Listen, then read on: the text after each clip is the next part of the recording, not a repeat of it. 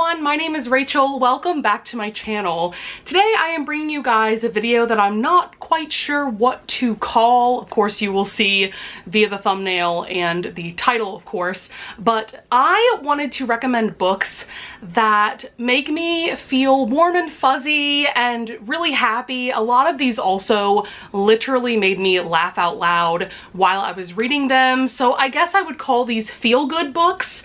I wanted to make this video just because I know everybody is staying home, as you should be, of course, staying healthy and safe, and I think all of us want to kind of escape what is going on in real life, and so I think these are literally the perfect books to do that. So I did kind of split this up. I do have some YA books, and then I have adult rom-coms and just adult romances in general. I even have a women's fiction book as well. First book I want to talk about is a YA novel, I guess you could say, and it's also a classic, and that is Little Women by Louisa May Alcott. If you guys have been following me for a while, you would know that I have a very special relationship with this story. So I am a professional opera singer, and there is an opera that was written, I believe, in 1998 after the story of this novel called Little Women, and I have done a lot of roles in that opera because I have done now 4 productions, and it is one of my favorite operas of all time. It is just gorgeous contemporary operatic music,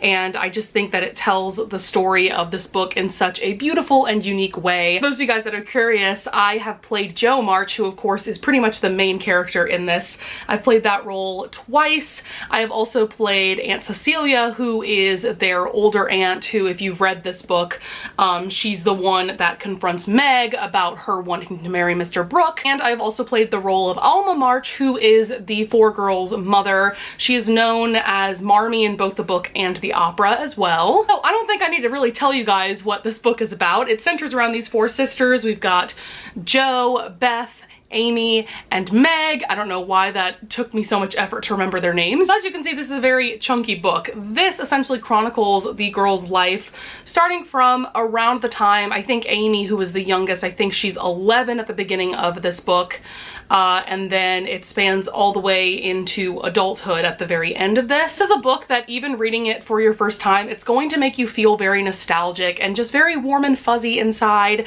I highly recommend listening to the audiobook for this. I think listening to the audiobook for classics in general is just a really good way to go, because sometimes the writing style and the language that these authors use is kind of foreign to us, and I think it's also fun to just immerse yourself in the time period that this was written in. So yeah, I cannot recommend this highly enough. The next book I want to talk about definitely gives me a lot of Little Women vibes, and that is To All the Boys I Loved Before by Jenny Han. This is a YA trilogy, actually, that centers around Laura Jean and her 2 sisters. There is a fake dating trope going on in this first book with this guy Peter Kay. Definitely a lot of other things going on in this series, but the reason I'm recommending it as part of this video is because the sisterly bond between Laura Jean and her sisters is just so sweet and wholesome. Also, their dad is just like the best dad ever. He's a single parent at this point because I think their mother passed away when Laura Jean was a child. The familial relationships between all of these characters, it's just so sweet and wholesome and heartwarming. I also have come to really appreciate Peter Kay's character throughout this series. In the first book, I didn't really love him all that much, but I do think that his character grows a lot, and I really do enjoy the romance between Laura Jean and Peter Kay by the end of it. And my last YA book is one that literally made me laugh out loud several times, and that is Heretics Anonymous by Katie Henry.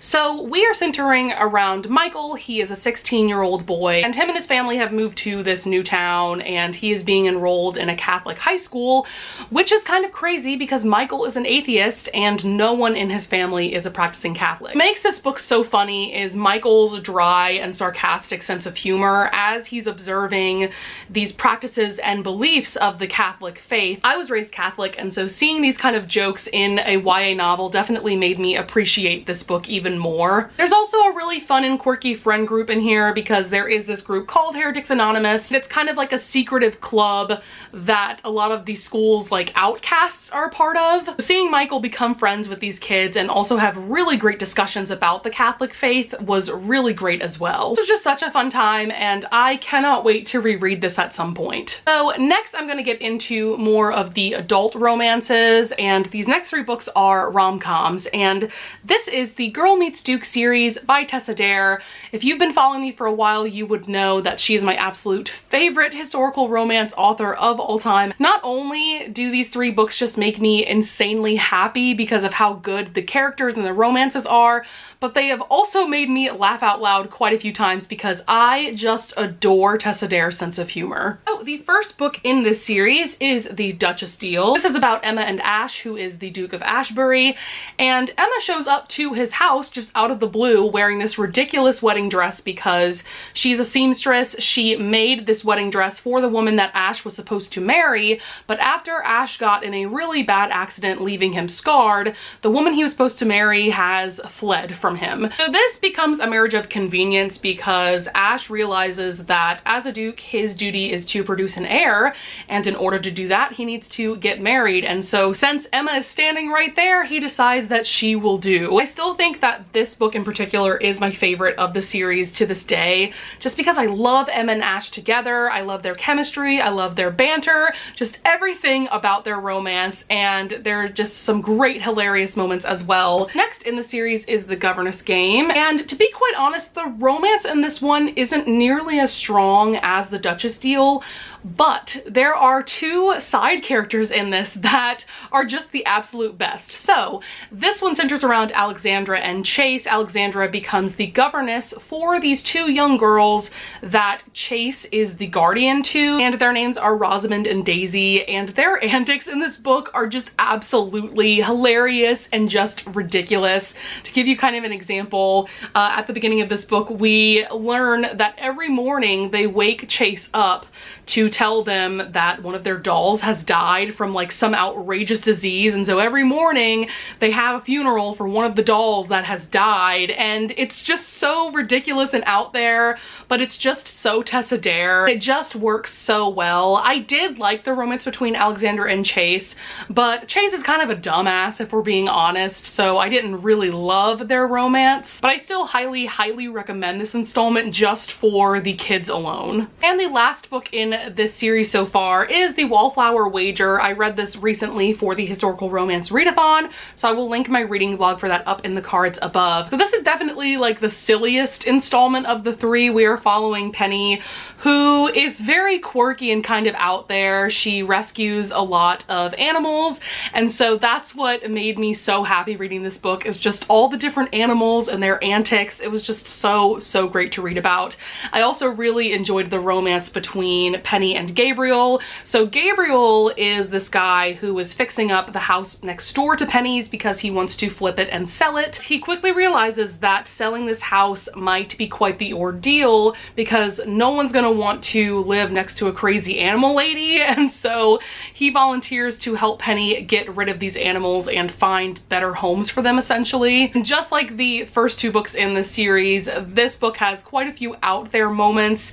In particular, there is this parrot that Penny has rescued that they realize that this bird must have grown up in a brothel because it just randomly screams very explicit sayings randomly. Yeah, I cannot recommend this series highly enough. If you are someone who has never read historical romance before, I just feel like you cannot go wrong starting with these 3 books. These next 2 books I'm going to talk about are definitely more serious. They're more like dramas than rom-coms, but there's aspects in both of these books that just make me so happy. So the next book I'm going to talk about is A Nordic King by Karina Halley.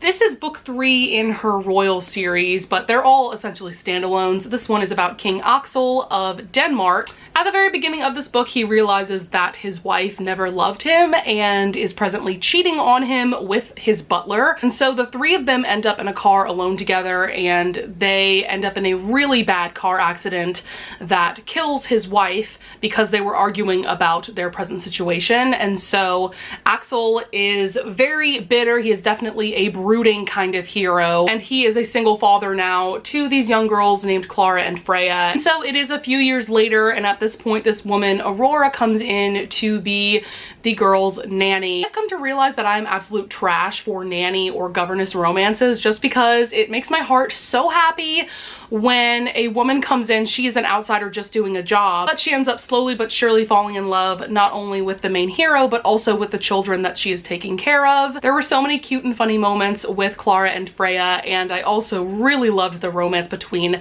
Axel and Aurora. They had so much chemistry. The smut was also grade A. I just need to read more from Karina Halley ASAP. Next book I'm going to recommend is one that I read really recently, and that is Things You Save in a Fire by Catherine Center. This is more of a women's fiction novel. This book centers around Cassie. She is a female firefighter, and she is working in Austin, Texas, but she gets a call from her estranged mother that she actually needs Cassie to move in with her at least for the next year to help her out because she's had surgery and she is now blind in one eye. So an opportunity arises where Cassie can also get a job being a firefighter where her mother lives, which is around Boston. And the firehouse she ends up working at is very different from the one she was working at in Austin. First of all, there's no other women at this firehouse, and so the guys definitely don't know how to react to her being there. And there's a guy in particular at this firehouse who is a rookie, and he is literally the sweetest guy ever. Just the way that he would talk to Cassie and treat her, it literally gave me butterflies in my stomach because he is just the perfect love interest. I loved his character so much. So definitely the romance in particular is why I recommend this so much as a feel-good book. But I also really loved seeing Cassie and her mom form a relationship all over again and really become close by the end of the book. Before I get to the last couple of physical books that I own, I did want to quickly mention Tara Civic. She's an author that I've discovered this year, and I really enjoy her rom-coms. The first book of hers that I would recommend is Heidi's Guide to Four-Letter Words. This is an Audible original, and it is on Audible Escape if you want to go that route. This is a very short audiobook. It was like 6 hours long, and this is about this girl Heidi who she's living in Minnesota. She's been laid off from her teaching job, and she gets a job at an audiobook recording company, and they specifically record very steamy romance novels. And eventually Heidi decides to start her own podcast where she reads excerpts from these really smutty novels to just kind of get more comfortable with them and to get more comfortable with herself. There's also a really cute romance in this one. I gave this one 4 stars. It was a fun time. Then the other books of Tara's that I would definitely recommend is her Naughty Princess Club series. I've also talked about this series quite a bit on my channel, and there are 3 books total in this series. There is At the Stroke of Midnight, In Bed with the Beast, and Kiss the Girl. And as you can kind of tell from the covers and the titles, these are Disney princess retellings, and these 3 women come together because they are all in financial need. And so they all decide to open up their own stripping company so that they can go strip at like bachelorette parties, birthday parties, things like that. This is just such a fun time. Tara Civic's humor is definitely kind of out there, so I would be aware of that before going into these books, but I just had so much fun reading these. I gave all of them 5 stars. Also, I want to quickly mention that I gave most of these books 5 stars as well. So then, to get to the last couple of physical books that I own, the first book I'm going to talk about is The Unnie Mooners by Christina Lauren. Christina Lauren is a very popular author duo. They write quite a few rom-coms, but this to me is their best book yet. That seems to be the consensus in the booktube and romance community. This is just rom-com perfection. We are centering around Ethan and Olive. At the very beginning of this book, we have Ethan's younger brother Dean and Olive's twin sister Amy getting married. Unfortunately, pretty much everyone at the wedding ends up getting sick because of bad shrimp at the reception. So Ethan and Olive end up going on this honeymoon for them because it's definitely a non-refundable thing. It was a prize that Amy won, and so they reluctantly go because Ethan and Olive are enemies. So they end up going to, I think, Hawaii for 10 days. This book actually gives me a lot of Forgetting Sarah Marshall vibes if you've seen that movie. There's just really great chemistry and banter between Ethan and Olive, and over the course of this book, I love what their relationship turns into. Also, if you are someone that does not like a lot of smut in your romance books, you will really like this because all of the sex scenes are fade to black, meaning that there is no sex on the page. The next book I want to talk about is the Bromance Book Club by Lyssa Kay Adams. This is the first book in her Bromance Book Club series. This whole series centers around this group of men in the Nashville area, and they all come together to read romance novels to better understand the women in their lives. And this book in particular centers around Gavin, who is a Major League Baseball player, and his wife Thea.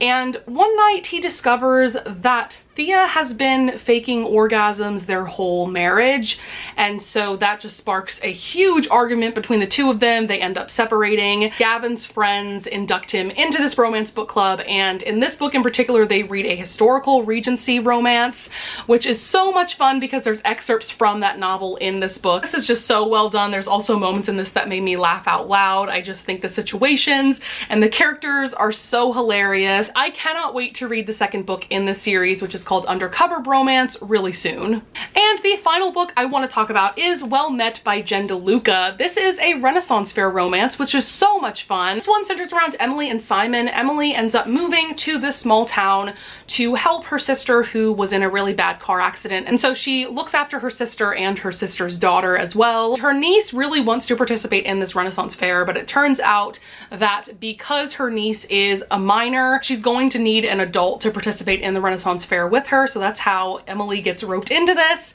And there's this guy Simon who runs the whole thing, and they definitely do not start off on the best of terms, but what's really fun about this book is that in a Renaissance Fair you do have to embody a character, and so Simon becomes this sexy swoony pirate and Emily becomes this really cute tavern wench, and so the banter between these two characters when they are in character at the Renaissance Fair is just the best ever.